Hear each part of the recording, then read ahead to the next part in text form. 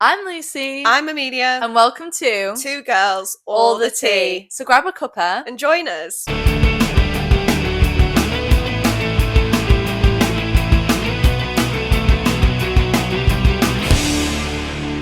Welcome back. Welcome back. We're back onto another book review. We are. Oh, this is a core memory for us. This is like probably the first book we definitely ever read together, bar Girl Online. Yeah.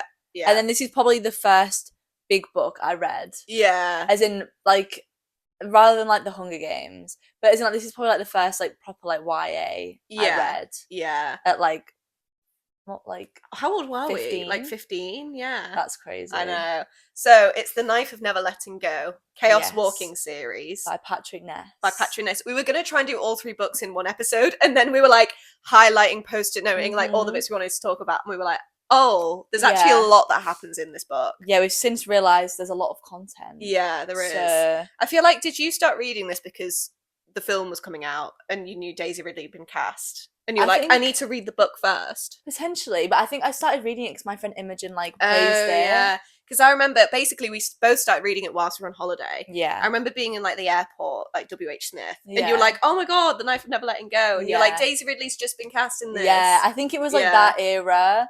But, like, I think I'd, like, bought it because my friend Imogen was like, you need to read this. Yeah. And I was like, okay. And we will talk about the film as well, but we'll do a little book review first, and then we'll get into all of that. Yeah. So, for anyone who doesn't really know what this is about, how do we even describe this? I feel like it's kind of like a dystopian world. Yeah, it's like a sci-fi dystopia, other planet where you can hear all the men's thoughts. Yeah, and they believe there's this town called Prentice Town. Where the men have been told, oh, the women died from the noise. That's what it's called, where they can hear each other's thoughts. Yeah. And they're like, oh, it was a virus that killed all the women. Yeah. The men can hear each other's thoughts, and the animals can talk. No, they can't talk, can they? You can hear their thoughts. So they can communicate with you. They're a guy, yeah, I guess. Yeah. And then we later find on that actually, was it Prentice Town were killing the women? Because we later find out that women do exist, you just can't hear their thoughts, and I think that scared the men, of course. Yeah, the men were like, oh, we can't hear their thoughts, we have to kill them. Realistic book. So, yeah. Yes. But it's such a good book. So it's about, like, is it 2 14-year-olds? They were both 14, they were like 14 or 13. Yeah, they're really young. They were 13 because it's about his 13th birthday. That's it, yeah. So it starts with Todd Hewitt. My first poster note is Todd talking to his dog Manchi. It's iconic. It's need a poo, Todd. That is our first introduction to this book. I was like, hello. Is that the opening line? Obsessed. No. Oh no. So it says, hang on, I need to take the poster note out. The first thing you find out when your dog learns to talk is that dogs don't got nothing much to say about anything. Need a poo, Todd. Shut up, Manchi. That is crazy. I loved, like, Manchi and Todd's beef. Like, all the time Todd was like, shut up. And Manchi was like, listen to me. Like, they had major tea. Like, also one thing about this book is that Todd, like the main character, is kind of like a bit illiterate. Yeah. Because he, I don't know, just hasn't been to school really. He can't spell. Like... So the spellings in the book are like different. Yeah, which I think is a really cool way of writing it. Because it's from Todd's perspective. Yeah, like every time he says "your," it's spelled Y-E-R. Yeah, and I think that's such a cool way of showing that he's illiterate. Is actually like the spellings in the book. Yeah, like it's to show like it's inside his head. Obviously, I'm trying to find like other examples. There's so many examples. Like, oh, it's here like the fish and bike. He's literally spelled it like as you expect to say it. Oh yeah, like fish and bike. So yeah, I think that's a really cool way of writing it as well. Yeah, it was really cool. Yeah. Also, like.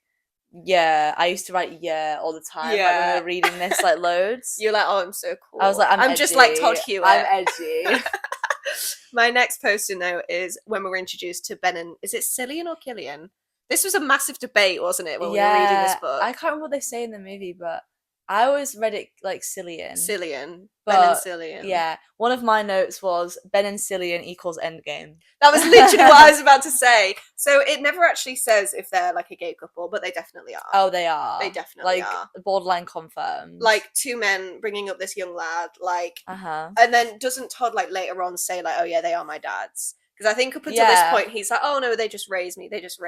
And then I think he introduces Ben to someone and he's like, oh, this is my dad. And Ben's like, am I? Okay. They definitely were a gay couple, I'm sorry. Yeah, they definitely were. I got, so my like third person note, well, my like third point. Yeah. Was Ben and Cillian, number 3, and just where do you think you've been?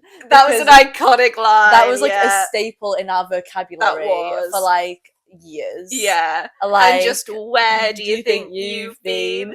It's just so like bait. Like, Cillian just had him. Also, why does that remind me of in Harry Potter when oh god, what's her name? Ron's mum. How have I forgot? Molly. Wow. I was about to just Molly Weasley sends one of those like shouting letters to Ron. And just starts shouting at him. I feel like it does say, and just where do you think you've been? Yeah, I feel like it does. I can hear it. Yeah, I can hear it. But yeah. I also like had, you know, like I've kind of forgot about the whole Aaron beef. Oh my god, yeah. Like there was Did he turn into a crocodile, or was that a dream? I think so. Because I remember that being a meme that we always use, was that Aaron as a crocodile. Because didn't we go to like some sort of like a zoo or something, and there was a crocodile, and you went, "It's Aaron." It's Aaron. I think it was like a nightmare that Todd had, where he was being chased by a crocodile, and then Aaron's face was like on the crocodile. Yeah, there was like this priest called Aaron, and he just like hated Todd. Yeah, and we're kind of, I still don't really know why. No. Yeah. Well, the whole thing was that they were like, "Oh, to become a man, you need to kill someone," and I think they knew that. You don't remember? I don't remember that. I swear that was a thing where they were like, probably was. "You need to like kill someone to become a man." So it's getting to like Todd's 13th birthday, and they're like, "Oh, he's got to kill someone," but I think they knew that he didn't have the heart. Yeah. So like Aaron didn't like him because he was like, "You're not a real man. Like you're not a real man." Wild. Honestly, the toxic masculinity in this book was a bit wild. It was. You had as well. So it's all coming back to me now. You had like, you know, the mayor. To like the mayor and his son, they used to like repeat 1, 2, 3, 4, 4, 3, 2, 1. I am the circle and circle is me. I am the circle and circle is me. Because that was like so that like if they thought that all the time, no one could hear their thoughts. Yeah, which is kind of clever, but also a little bit problematic. I fear. Yeah, like I don't know. Let's just like calm down with that a little bit. Yeah, like what are you thinking? What are you thinking that's so bad that no one can hear it? I don't know. But I remember like they always just used to say that, and that would be so overwhelming if loads of people came towards you, like I'm the circle and the circle. Yeah, I'd be like, hello. Like, okay. Like, yeah, but yeah, that's like a brief intro to the first bit of the book. Yeah. So my next post-it note is wait. I think I've already skipped past. Does he meet Viola by this point? Oh, she's like, hang on. So, oh yeah, here we go. I've definitely skipped past it. So I think. For some reason, Todd has to start running away, doesn't he? Or is it because he's already found the girl? He gets home, and the mayor's there, and he's like, "Oh, there's a girl out," and Todd's like, he's like, "Oh," because like he's obviously been told all the girls have like been killed. Yeah. Well, they've not been killed, but they died from this virus. Yeah. So yeah, it's this bit where Manshi's like a spackle, because that's like isn't that the race on the world that already exists, and then they move to that world and they start killing the spackle. I was like, how would we feel? Like, do you know what I mean? If like this other race came to our world and started killing us. Yeah, it's like another like species that live there. Yeah.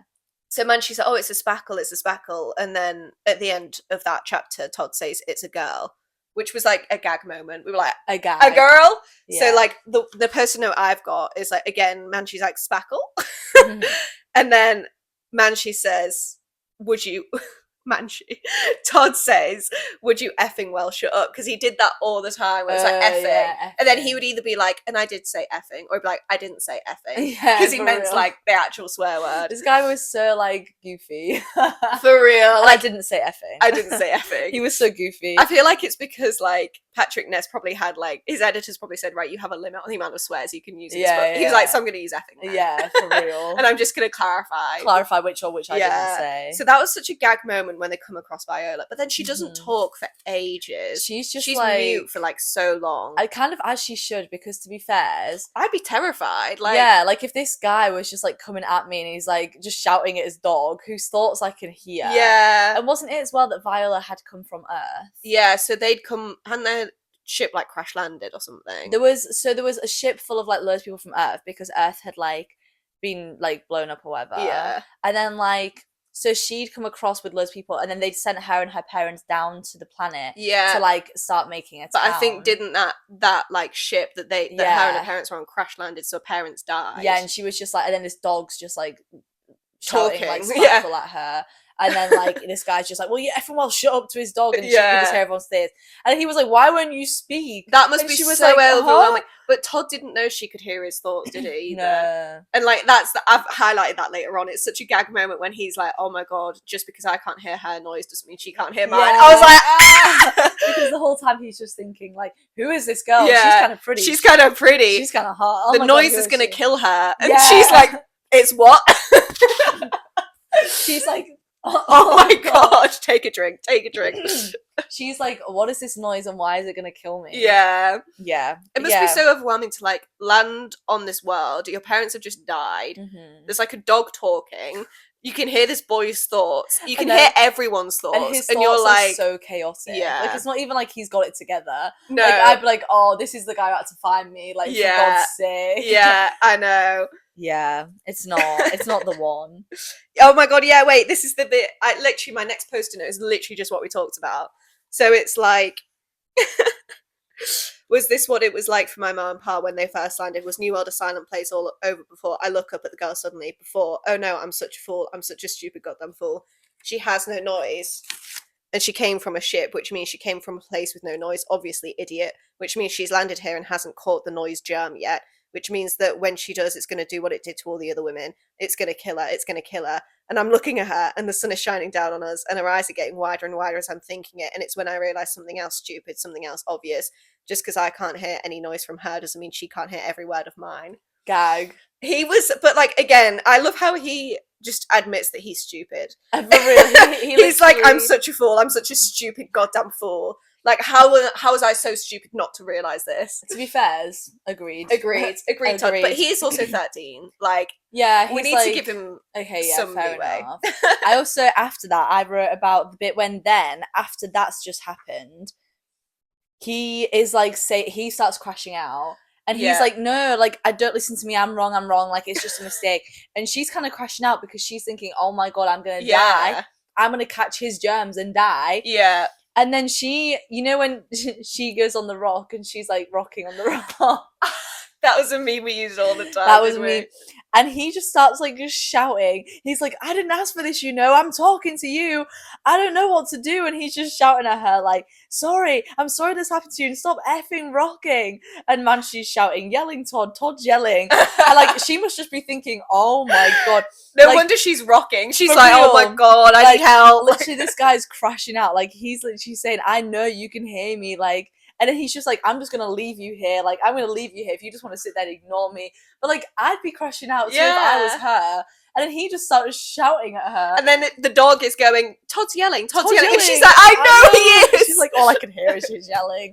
Like, this is what I mean. Like, I feel like they were just such, like, a funny pair. Because she was, like, arguably, like, a lot more mature than him. Yeah. Because she's a woman. And, like...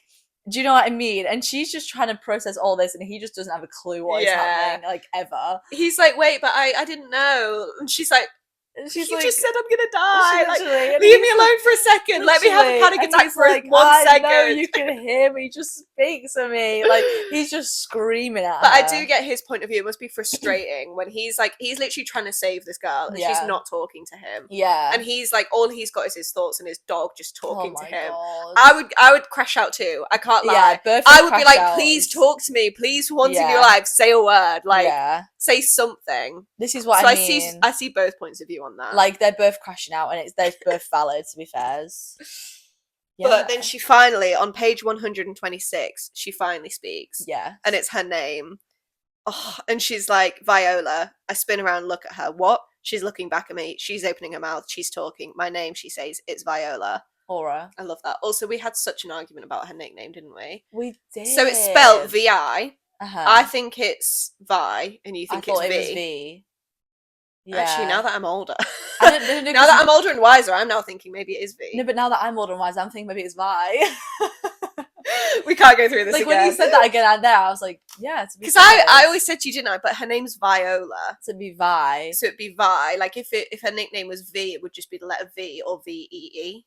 See, now I kind of agree with that. Like, I've changed my mind. But then I've changed my mind because I'm like, what kind of a nickname is Vi? Yeah, because like violin, like who are you? Do you know what I mean?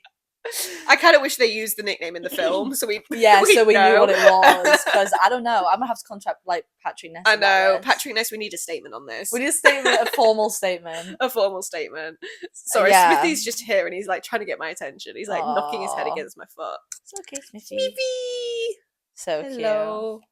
Cute. Okay. What was your next point? Mine are kind of scattered. I know, I kind of skip a little bit. Actually, no, I don't. That was a lie. I kind of don't. They head off to Far Branch next. Yeah, where they meet. That's what I've then like posted noted is where they meet Hildy. Yes, and they meet Hildy and Wilf. And Todd's like, she's a woman. Yeah, for Todd's like, who the hell is this?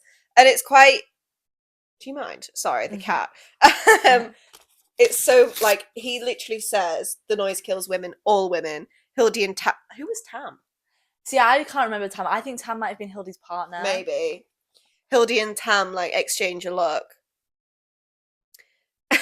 No, it don't. Todd pup. I love that she's like Todd pup. She's like, you're a child. You're an actual child. But yeah, like I've been telling your girl mate Viola here, she's safe. Safe? How can she be safe? Women are immune. Tam says, lucky buggers. And that's like when I was like, wait, what? Yeah. Like women are. That's the whole reason that they died, because they were immune, and the men were like, kill them. Yeah, literally. They were just threatened as usual by women because like they lived like. Yeah, because they lived in such a secluded town. Yeah. Like, he didn't know any different, which is crazy. Yeah. But yeah, in my notes, I just put Wilf, love heart. He was so Wilf. Cute. He was so sweet. He was cute. And there's a chapter called, like, Wilf and the Sea of Many Things.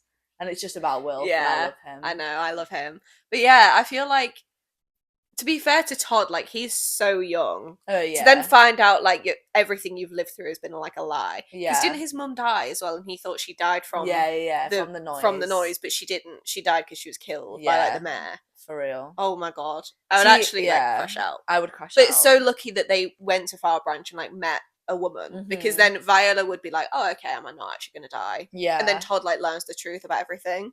Isn't it, like, here as well, where we find out that Todd, like, can't read...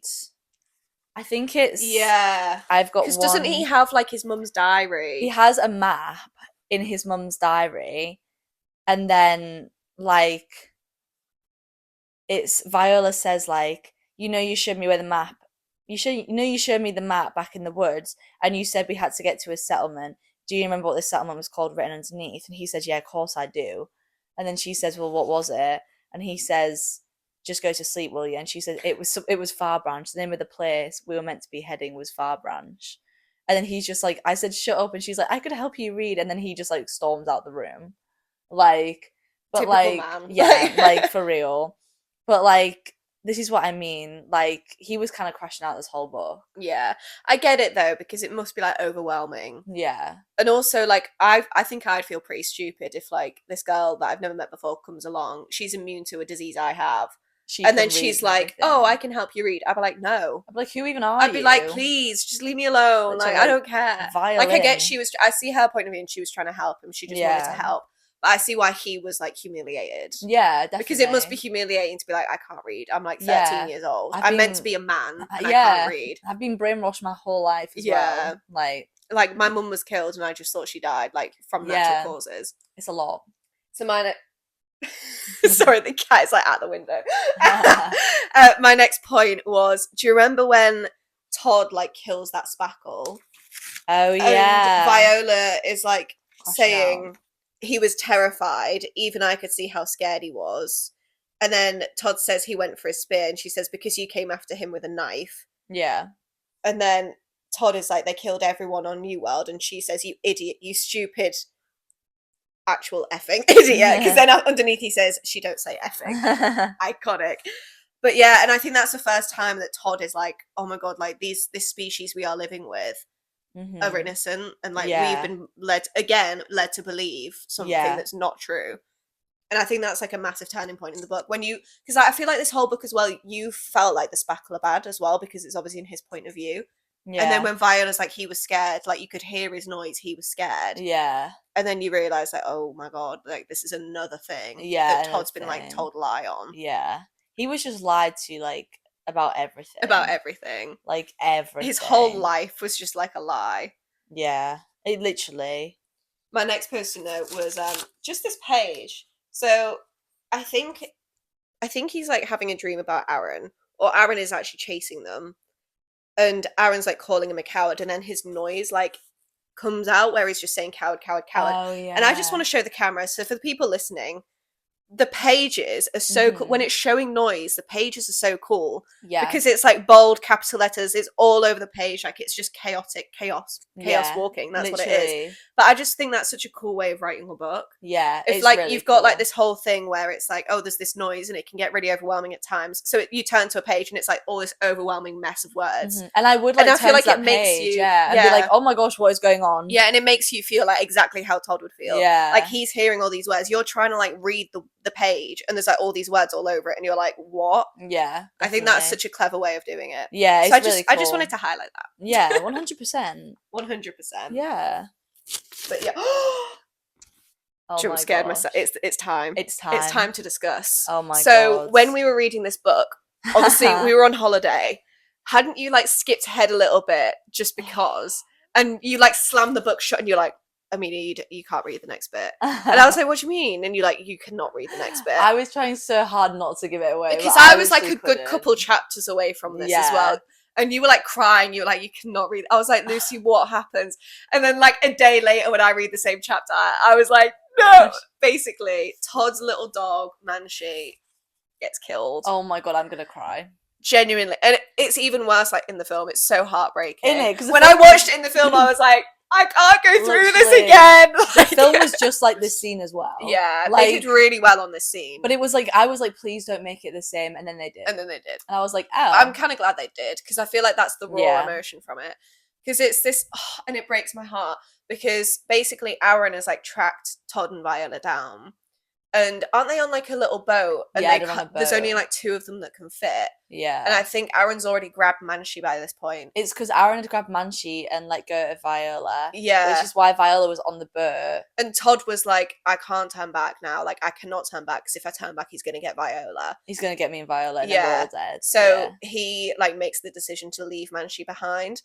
And it's so hard because this little dog that doesn't know what's going on, and the page is Todd, he barks, confused and scared and watching me leave him behind. Todd, Manshi, I scream. Aaron brings his free hand towards my dog. Manshi, Todd, and Aaron wrenches his arm and there's a crack. Oh my god. I'm not going to read the rest of the page because it's awful. The fact that like he's literally like Todd. He's like Todd, why are you leaving me? Todd. Oh my god, wait, this is horrific. Oh my god. I'm like having trauma from the first time reading this as well. Why am I like tearing up? I know.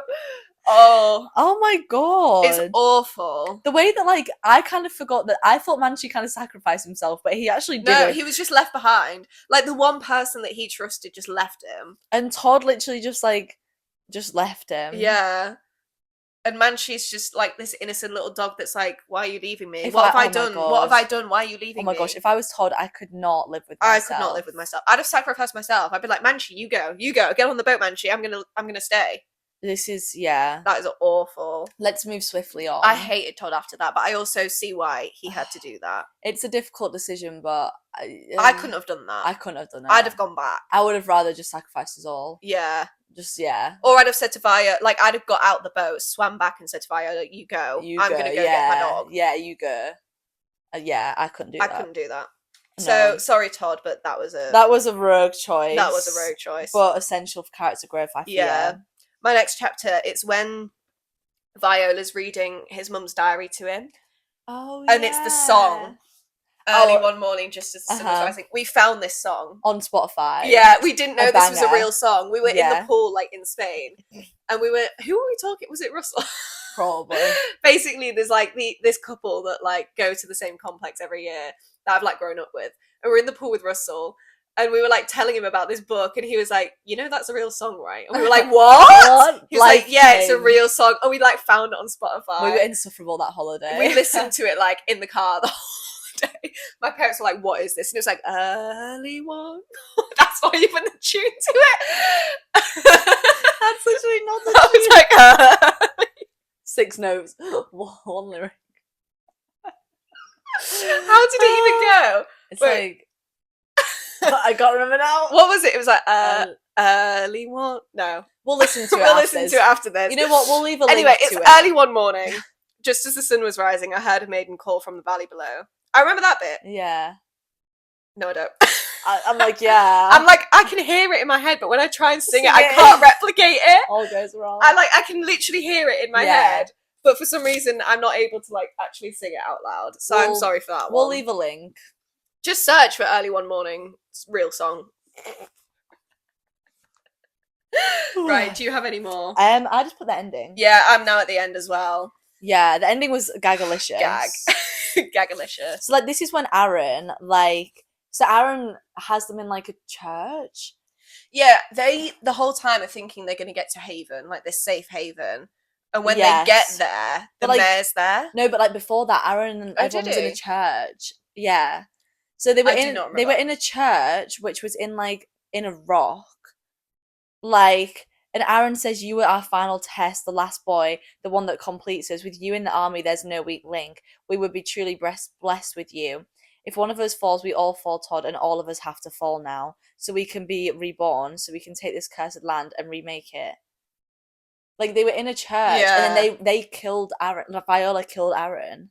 Oh. She killed Aaron, and then they ran. And they were like, okay, everyone's going to be after us now because we've killed Aaron. And then they ran to the New Haven. Which was the place where they were going on the map. Yeah, and they were told, like, it's a safe haven.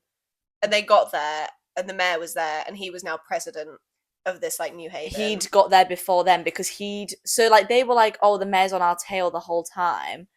But he was actually, like, one step ahead. The mayor wasn't on their tail. He'd just gone to the end destination. And then the book finishes with, so Viola was injured. She'd been stabbed. Yeah. So he'd carried her to this New Haven, and he got there, and he was, like, looking around.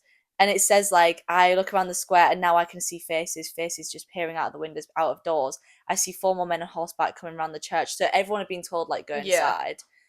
And then they got there, and the mayor's there, and then Viola says, Todd, it ends like this. Todd, Viola whispers, her eyes closed. I hold her tightly to me. I'm sorry. I whisper to her, I'm so sorry. We've run right into a trap. We've run right off the end of the world. Welcome, says the mayor, to New Prentice Town. Yeah. So he basically just got there and, like, manipulated all all the residents. Like, you need to stay inside.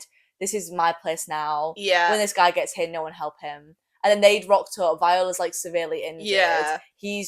Todd's just being Todd. And then he's like, yeah, I'm the mayor. Like, I know. I'm the mayor of this whole place now. I'm the president of this, yeah. So basically, he's now the president of New Haven, which is, like, the capital city. It's like London. Like, do you know what I mean? He's going to take over this whole world now. Even though, because he couldn't have the little Prentice Town, he's now just taken over. Yeah. Which is crazy. I know. I remember literally we finished this and we were like, right, well, now we need to read the second book. For real, because it's the end of book 1. I'm like, because didn't we get through this in like a good 3 days? Oh yeah, this was this so is quick. The quickest either of us had ever read a book. We wrote this book. We wrote this. This was like the quickest we had ever read this book, because we were on holiday, but every chance we got, we were like, right, let's read. We need to read. Yeah, for real, because it was like such a fast-paced book. It was like stuff just continued to happen, and I was like, oh my god, wait. Yeah. Like, you were like, right, I'm getting in the shower, you read a chapter. Yeah. And then you got in the shower like, right, I'm gonna read a chapter, you get in the shower. And then we were like reading like at restaurants and stuff. Like, it was ridiculous. We were obsessed. Yeah, literally your parents like didn't spend this holiday with us. We spent it with Patrick Ness. Yeah, we spent this holiday with Todd Hewitt and Viola. For real. But like, I will hands down say this is the most, if anyone is looking for a fast pace, action-filled book. And it's not like romance or anything. No, there's like slight bit of romance, but like, but it's not like, do you know what I mean? Like, I feel like some people don't really want like lovey-dovey books, and it's not. Yeah, it is like action-filled, dystopian. But it's so fast-paced. Like, every chapter something happens. It's not like this. Oh, you know, sometimes like you read books and no tea, no shade. This is a great way to structure them. But like, sometimes you read books and like, oh, this is like a filler chapter. Yeah. Or like, oh, this isn't here for that person's character. This was literally just like something happened every single chapter. Yeah. And it all felt relevant. It wasn't just like, oh, it's trying to be exciting. It was like, oh my god, like, what is going on? Yeah. Like, it was so good. Incredible. I will literally hands down say this is one of my favourite books I've ever read. Yeah. If not, like, the book that really introduced me to dystopian novels. Yeah, me too. Like, but I like The Hunger Games, but like, this is, I would say, on par. And like, 'cause I'm not really like a dystopian girly, but like you say, Hunger Games. Yeah. Other than that, I don't really read dystopian. And then we read this, and I was like, oh my god, yeah, my world so has been good. changed. And this is possibly also the only sci-fi book I've ever enjoyed. Yeah. As well. But yeah, so after that we were like, we need to read the second one. And we just found it like on some website on our phones, we found it online. Because we didn't have the book, so we were like, we're going to have to just read it online somewhere. There ain't no way we were going this whole holiday without reading it, yeah. And obviously we were in Spain, like there was no way to find this book. No. Because it would all be in Spanish. Yeah, and it was rogue choice for like a little town in Spain. Yeah, exactly. Yeah, but they did release a movie which kind of compiled. It was mainly the first book, but they introduced like stuff from the second and third book. I feel like, didn't they? Yeah, kind of like Viola's people kind of got there. Yeah, which I don't even think did that happen even in the third one. Maybe that was implied. Yeah, because wasn't in the film the whole point was they were trying to get to the ship to communicate to Viola's people. Yeah, I feel like that's what they did in the film. The second book was kind of about that, but then in the third book, I think it was like strongly implied that the people didn't make it. No, I thought they did. Oh, did they? I thought it was like I genuinely can't remember. I don't know. We'll have to go over that in the third book. But the movie was like, it was really good as a standalone movie. Yeah, as an adaptation, but it wasn't very true to the book. No, I think like if it was just a standalone, like if you watch it as a standalone, if you've not read the books, you probably will enjoy the film. Yeah.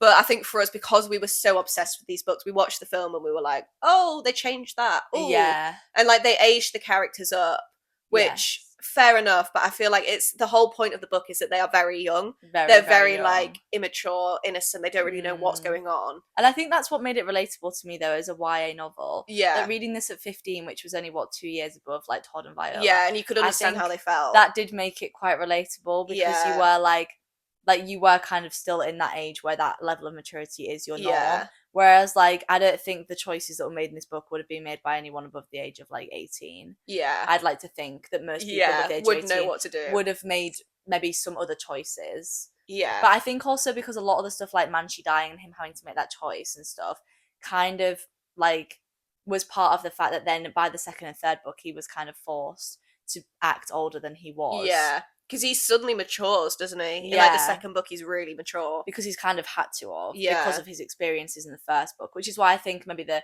aging them up didn't work as much because of how it was written. Yeah. But the cast was brilliant. Like, they did a brilliant job with it. Yeah. But I do think if they had followed the book a bit more, it would have been a bit more successful. Yeah. I'd be interested to rewatch it actually. Yeah, because it's been a long time since we watched it. A very long time. I'd be interested to rewatch it when I haven't just read the book. Yeah. Like, I haven't read this book in a very long time now. So I think it'd be very interesting to rewatch it when I maybe have forgotten bits about the book.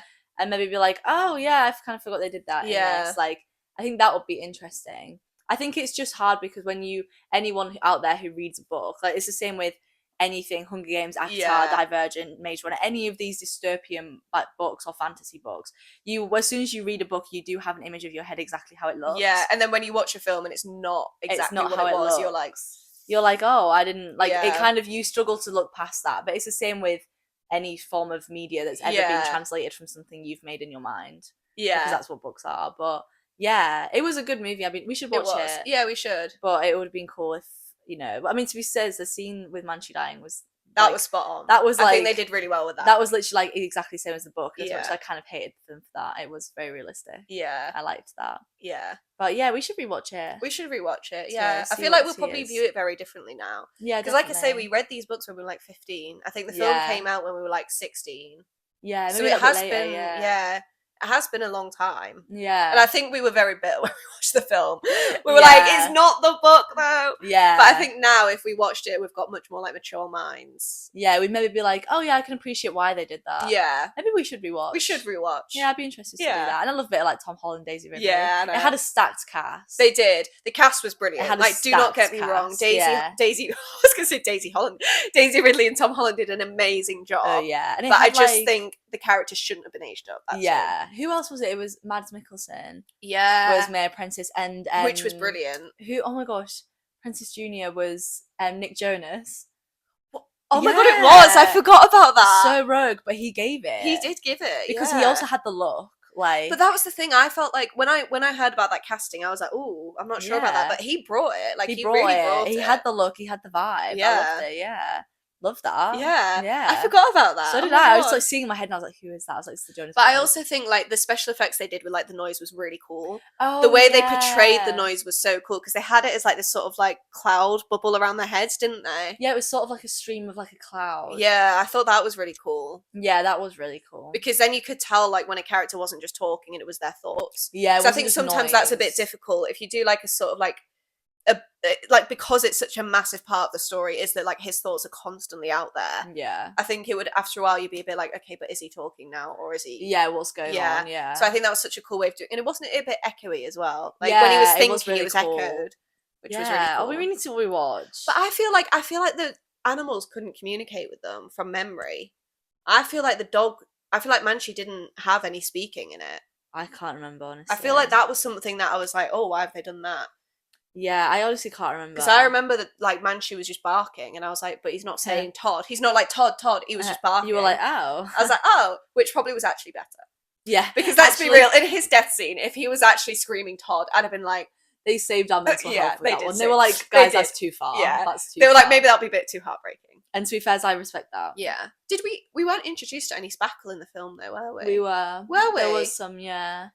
Because I remember they looked really cool. They were like really tall. I can't remember what they looked like. Oh my gosh. Because I feel like I remember thinking like, oh, we never found out what spackle looks like, but maybe we did, and I just forgot. Yeah, they were definitely there. Okay. Because I have an image of them in my head. Okay. And if they weren't there, I don't know what I'm thinking of in my head. That's concerning. We really need to watch this film. Basically, moral of the story. Rewatch the film. Yes. We loved the book.